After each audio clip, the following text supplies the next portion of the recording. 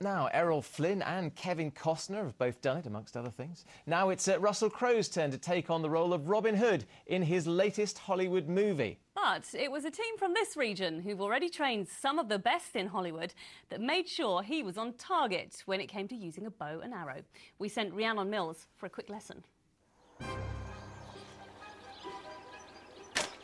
You'll find them deep in the Norfolk countryside, a band of very merry men ready to take on any amateur. But lads, I've only got a couple of quid. Can we teach her anyway? Why not? Steve Ralph's always wanted to be Robin Hood, but instead of robbing the rich, well, he now trains Hollywood royalty to do stuff like this. It'll make a fine pincushion! Russell Crowe was his latest pupil for the new Robin Hood movie. I think he makes a very good Robin Hood, and he's actually quite a good archer. And I think it's quite a, if there was such a thing as a film political move, he'll be Robin Hood for the next 10 years, because it seems to go in 10-year cycles. So for the next 10 years, people will think of him as being Robin Hood. I think the last time I did this was on one of those like school adventure holiday things. It'll all come back to you. Yeah, honestly. As I said, women are much better at this than men. So if you hold the bow in your left hand, like just imagine it's a bicycle. That's it. Okay. Apparently, Keira Knightley is one of the best that he's taught. Clive Owen and Dame Judi Dench have also taken lessons, although they probably didn't make it look like such hard work. Oh, just hit the tree. But training me is nothing compared to the effort that Steve put into Robin Hood. He made all of the bows and arrows for starters. Keen archers, Willie and Keith, were then called in to help him train around 500 extras to use longbows, and they even got stuck into some of those battle scenes. A lot of the enjoyment was to work with the extras because they're really enthusiastic. Sometimes they get a little bit too over-involved and you just have to calm them down a little bit. But when you walked amongst them, there was times I actually felt I was on a battlefield. We shot off the cliffs. It was brilliant. It was like 200 archers shooting arrows off a cliff and volley after volley. I've never seen the like. It was brilliant. On May the 14th, they'll find out if all their hard work with the new Robin Hood paid off. That's when the film is released. For now, though, they seemed quite happy to just teach me a lesson. Now that is just showing off. Rhiannon Mills, Anglia News at Kenning Hall in Norfolk. She really wasn't hurting that, but it's a real work of art, these things. Rhiannon even bought this one, but I don't think she built it as well. No. You like it, don't you? It's a real feather at the top there, you like that? Yeah, it's quite nice, actually. Although I would enjoy this a lot more if you weren't pointing that very sharp end at me. So yes, put that underneath, take it away then. Yeah. Now, it started with an opening day 7-1 defeat, but ended with a league title. Yep, Norwich City's extraordinary season in League One reaches its finale tonight with an open-top bus parade and civic reception for the players and staff at Norwich Castle. And thousands of Canary supporters have lined the parade route to salute their heroes. Our sports correspondent Donovan Blake is at Norwich Castle, where the parade will finish. Donny, looks like quite a party out there. Well, you can hear the noise, you can probably see the fans as well, thousands of them in Castle Meadow, and if you just look to our right there, you can just see the open-top bus making its way slowly along Castle Meadow, the players on the top deck. You can probably see the glistening League One title championship trophy as well, being shown aloft as well. So that's making its way slowly but surely along Castle Meadow, and it's quite a sight. Similar scenes to 6 years ago when Norwich won promotion to the Premier League. All the festivities, though, that day took place at City Hall. But one of the title-winning members of the team then is with us now, Ewan Roberts. Ewan, does it take you back? It does. I can remember it as if it was yesterday, Donovan. Fantastic scenes. And once again, the Norwich supporters have turned up in their thousands to thank their team, because it is their team, and they've needed all the help from the fans this year to get them back into the Championship, where they deserve to be. And amazing to think how the season started. You know, funny results happen at the start of the season, but what's important is how you finish it. Since then, they've bounced back. They've been the best side in that division. They've won it by a country mile, and they've done it with a certain style of play, and they've scored more goals than any other side in that league.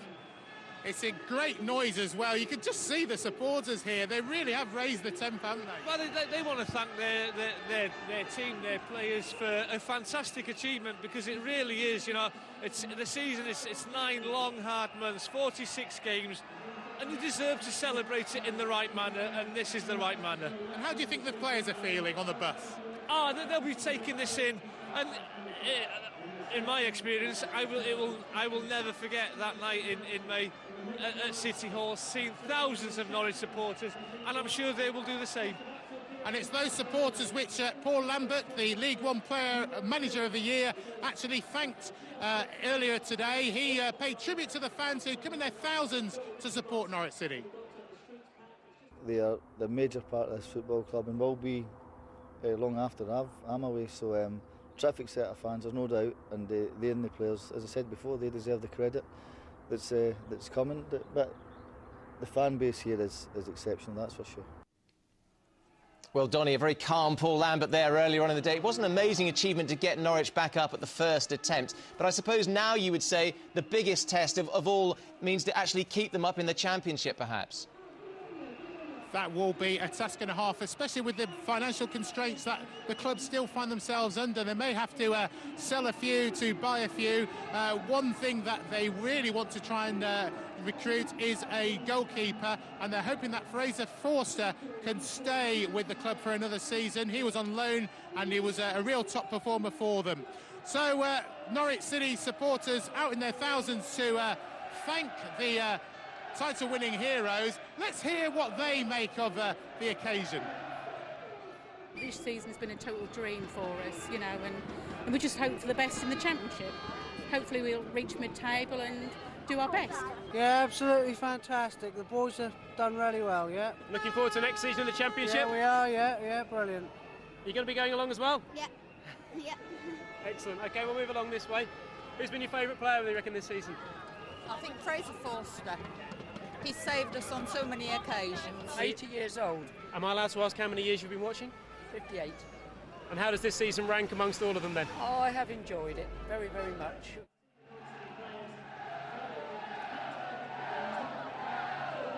Well, there you can see the players on the open-top bus taking photos themselves and certainly enjoying the occasion. Well, we'll have obviously a great opportunity here. It'll be a party time for a long time here at Norwich as Norwich enjoy this great occasion. Indeed. Thank you, Donny. Donny, thanks for that. Fabulous scenes, isn't it? What a wonderful carnival, yeah. And you can see more pictures of the parade and the presentation afterwards through the evening on our website. Yeah, there's an extended interview with the city manager Paul Lambert on there as well. It's at itv.com/Anglia. Now then, it's a tough job being a dentist, isn't it? I wouldn't like to be one myself, having to settle down a few nervous patients before they get into the chair for that treatment. I know I'm terrible. Are you? Well, yeah. Imagine if they look like this then. Meet Demelza, the Puma. Yeah, they look like that. You wouldn't want to get on the wrong side of those claws, or fangs no. for that matter. Oh dear, well Demelza is a resident at the Shepreth Wildlife Park in Cambridgeshire, but when it was clear that she had mouth problems, it wasn't simply a case of booking an appointment, turning up in the waiting room to read the Hello magazines or anything like that. No, the 12-year-old had to be sedated, and then she was taken to Cambridge Vet School, where she had, as you can see, 4 teeth removed in a 2-hour operation. Open wide, Demelza. Oh, brave girl, yeah. Well, this is how she looks now. They're great to see. She's being fed on some lovely bite-sized chunks of meat. That's going to make it easier for her to eat, and she'll no doubt be flossing after every meal from now on, do you think? Do you think she'll get a sticker? Oh, yeah, I think so. It's amazing. We put her back that day. The next day, it was as if nothing had happened. Now, she obviously had a local anaesthetic in the mouth anyway, so that had kept the pain warded off, if you like, for that evening. But we've just seen she's, you would never know, that only 6 days ago was she having such evasive surgery to her mouth. Oh, better now, isn't she? She doesn't look particularly happy. Maybe still a bit numb, you know? Yeah, on the old cheeks.